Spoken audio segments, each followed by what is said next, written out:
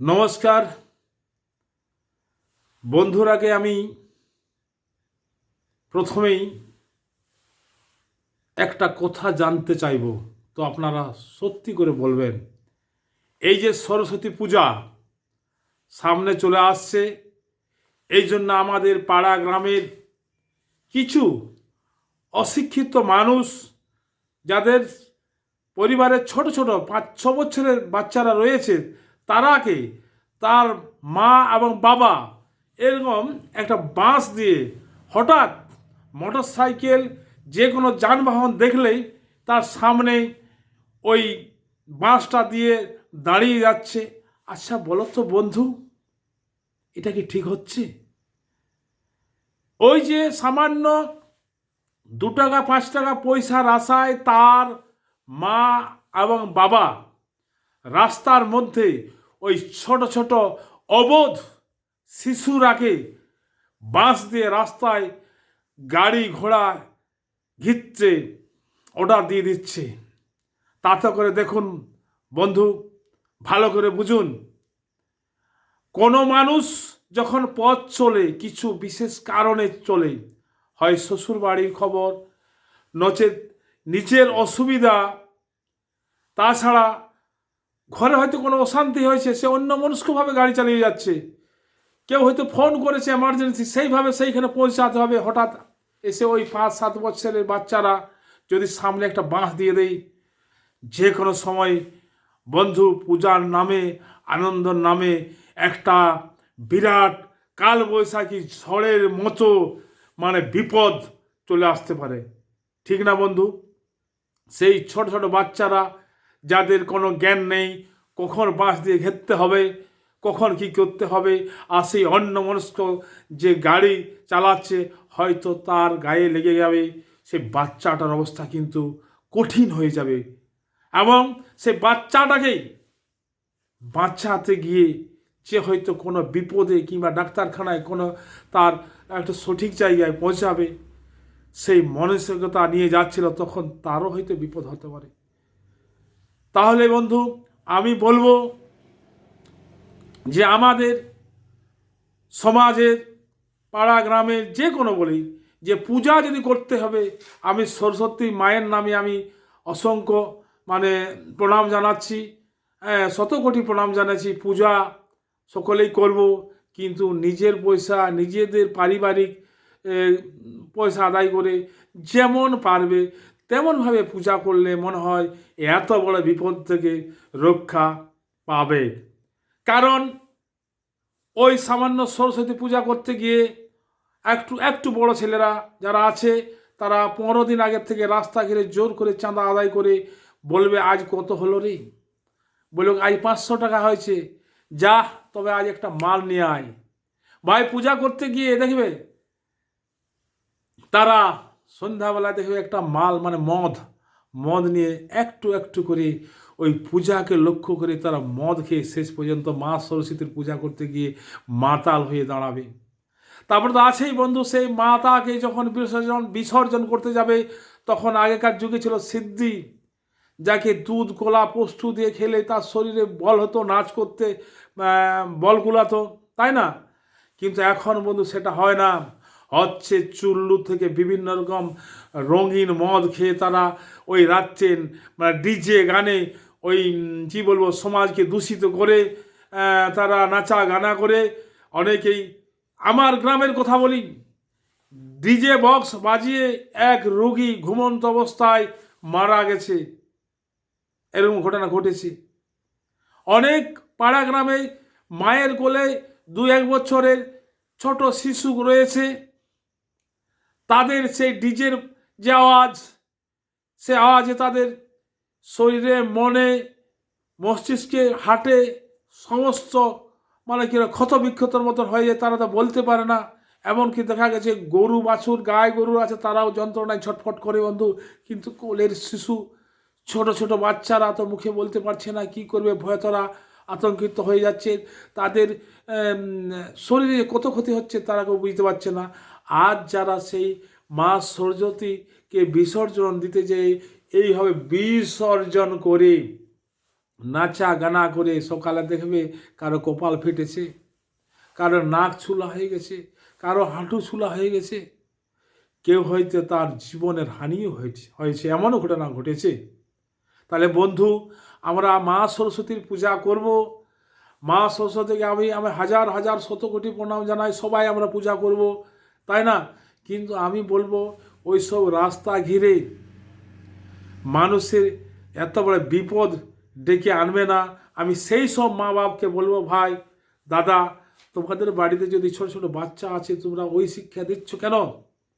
তুমি কি পারবে না ঘরের পয়সা দিয়ে পাড়া প্রতিবেশীর সাথে একসাথে একটা কোনো অনুষ্ঠানে যেমন পারবে পূজা করবে? তাহলে অত বড় বিপদগুলো হবে না। আমি তো দেখি যখন এই গ্রাম থেকে সে গ্রাম যাই, 1 কিলোমিটার যাবে না, অন্তত 5 জায়গায় ঘিরবে। মন ব্রেন সবসময় কাজ করে না বন্ধু, তাতে বিপদ ঘটে যাবে। তাই আমি বলবো, পূজার নামে এইভাবে আস্তে আস্তে আমাদের ভবিষ্যতের বাচ্চারা মাতাল হয়ে দাঁড়াবে, বিপদ হবে। পূজা করতে মানা করছি না বন্ধুরা, সবাই পূজা করব, আনন্দ করব কেমন সুন্দরভাবে। কিন্তু ওইভাবে রাস্তায় গেলে, এই যে একটা আমি খবরে দেখছিলাম এখনই, এই খবরটা শুনে আমি ভিডিওটা করতে বাধ্য হচ্ছি দাদা ভাই, যে হাই রোডে চাঁদা আদায় করতে গিয়ে লরি পিষ্ট হয়ে মারা গেছে। তাহলে বন্ধু, সে হয়তো কোনো ক্লাবে পূজা করার জন্যে, ফুর্তি আমোদ করার জন্য ওই রাস্তার মধ্যে গাড়ি ঘিরে চাঁদা আদায় করতে গিয়ে তার জীবন চলে গেল। এখানে মা সরস্বতী এসে রক্ষা করতে পারল না। তাহলে আমরা কেমন মানুষ, আমরা কেমন মা বাপ? আমরাই সতর্ক করব আমাদের বাচ্চারাকে, যে না, আমরা নিজেরা যা লাগবে এই দিয়েই আমরা পূজা করব, তাতে মা সরস্বতী সন্তুষ্ট হবে। এতে কি করে হবে? কোথায় বলে, কারো বা পৌষ মাস আর কারো বা সর্বনাশ। এই তো ঘটে গেল দাদা ভাই। যার বাড়ির সন্তান আজ জীবনটা চলে গেল, তার বাড়ির অবস্থা কি? সেই ক্লাবের তাকে কি হয়তো সাময়িক সান্ত্বনা দেবে, কিন্তু সে পূজা করতে গিয়ে এত বড় বিপদ ডেকে নিয়ে এলো বন্ধু। তাই আমি বলবো সবাইকে হাত জোড় করে অনুরোধ করব, আপনাদের সকলের ছোট ছোট বাচ্চারাকে, যারা আপনারা একটা বাঁশ দিয়ে রাস্তার মধ্যে গাড়ি ঘোড়া সাইকেল মোটর সাইকেল ঘিরতে বলছেন, এগুলা যাতে না হয়, সবাইকে সহযোগিতা করে তারা এই সব জিনিসকে বন্ধ করতে হবে। পূজা করো, হাজারবার পূজা করো, কিন্তু এইভাবে সময়কে, মানুষের যে যাত্রী তার সময় নষ্ট, তার মানসিক অবস্থা হয়তো খারাপ নেই, বাড়িতে কোনো বিপদ হয়েছে সেই শুনে সে বাড়ি যাচ্ছে কোনো গ্রাম দিয়ে, দেখা গেল সেই গ্রামের লোক তার মা বাবা তার সেই বাচ্চাগুলোকে রাস্তার মধ্যে দাঁড় করে দিয়ে চাঁদা আদায় করছে। বন্ধু, টাকা পাবে? বড় জোর সারাদিন ওই হয় বাচ্চারাকে রাস্তার মধ্যে দাঁড় করে দিলে হয়তো সারাদিনে 1 থেকে 150 টাকা হবে। তার জন্যে আপনার বাড়ির সন্তানটা এই পৃথিবী থেকে তাকে চলে যেতেও হতে পারে, এবং তাকে বাঁচাতে গিয়ে যে যাচ্ছে বিপদের মুখে কিংবা কোনো কাজে, তারও জীবনটাও চলে যেতে পারে। তাহলে বন্ধু, আসুন আমরা সবাই আলোচনার মাধ্যমে আমরা এই জিনিসটা বন্ধ করব। রাস্তায় জোর করে আচমকা বাঁশ দিয়ে গাড়িকে আটক করে পয়সা আদায় করা, এটা চলবে না। এতে বিপদ হবে, উপকারের থেকে উপকার বেশি হবে। দীর্ঘদিন, ওই তো বললাম, দীর্ঘদিন করে করে সেই যে ছেলেরা দেখবে মা সরস্বতীর পূজা করতে গিয়ে লেখাপড়া হবে বলে পূজা করছে, ওগুলা প্রত্যেকটাই ভবিষ্যতে মাতাল হবে। কারণ দেখবে বন্ধু, আমিও বলছি তুমিও বলছি, যখন রাস্তায় যাবে তুমি 5 টাকা দেবে, সেটাও শান্তি মনে দেওয়া হয় না, অশান্তি মনে, মানে রাগে রসে দিতে হয়। এটা ঠিক নয় বন্ধু, এটা ঠিক নয়। তাই পূজা করবে নিজের পয়সায় করবে, নিজেদের আলোচনা করে, নিজেদের চাঁদা ভাঁদা করে করবে। এইভাবে রাস্তায় করা উচিত নয়, এত বড় বিপদ হবে। আজকে যেমন খবরে শুনলাম, দেখবে সবাই খবরটা শুনবে, যার ছেলে গেল তার গেল, এগুলো একদম বন্ধ করতে হবে। আজ আমি বাধ্য হয়ে ভিডিওটা লং ভিডিওটা করলাম। আমার যত বন্ধু ফেসবুকের আছে তারা নিশ্চয়ই এই ভিডিওটা মন দিয়ে শুনবে। এবং আপনাদের যদি বাড়িতে ছোট ছোট বাচ্চারা রয়েছে তারাকে কখনো এইভাবে রাস্তার মধ্যে চাঁদা ঘেরার জন্য প্রশ্রয় দেবে না। তারাকে বোঝাতে হবে, বাবা বাচ্চা আমরা নিজেরাই পূজা করবো, মায়ের আশীর্বাদ চাইব, আমরা যাতে আমাদের ভালো লেখাপড়া হয়। আরও একটা কথাটা বললেও না বললেও চলে না, যে সব ছেলেরা রাস্তা ঘেরে মা সরস্বতীর পূজা করে তারা কিন্তু তাদের ঘরের মা বাবারাও একটা বড় শিক্ষিত নয়। যাদের ঘরের বাচ্চারা লেখাপড়া হয় তারা তাদের বাচ্চাকে কখনো রাস্তার মধ্যে বাঁশ দিয়ে দাঁড় করিয়ে দেয় না, যে না ওইভাবে বিপদ হবে, ওইভাবে লেখাপড়া হয় না, ওইভাবে মাতালেই হবে, শিক্ষিত হওয়া যায় না। তাই আবারও বলছি বন্ধু, প্রত্যেকেই বলছি এই জিনিসটা আলোচনার মাধ্যমে সবাইকে সহযোগিতা করে রাস্তার মধ্যে কোনো ছোট বাচ্চাকে দিয়ে রাস্তা ঘেরাবেন না। বিপদ কিন্তু কালবৈশাখী ঝড়ের মতো চলে আসতে পারে। বিপদ কখনো কাকু বলে আসে না বন্ধু, তাই না? তাই আমার এই ভিডিওটা হয়তো অনেকেরই খারাপ লাগবে। যদি খারাপ লাগে তাতেও একটু কমেন্ট করে লিখবে। আর যদি ভালো লাগে, যদি কোনো যুক্তিবাদী কোনো কথা বলি তাতেও কিন্তু একটু কমেন্টে লিখবে বন্ধু। কারণ আমি আমার এই খবরটা শুনে আমার খুব খারাপ লাগলো। কত পুলিশ কত প্রশাসন গিয়ে সেখানে রাস্তা ঘেরাঘেরি করছে পূজা করতে গিয়ে।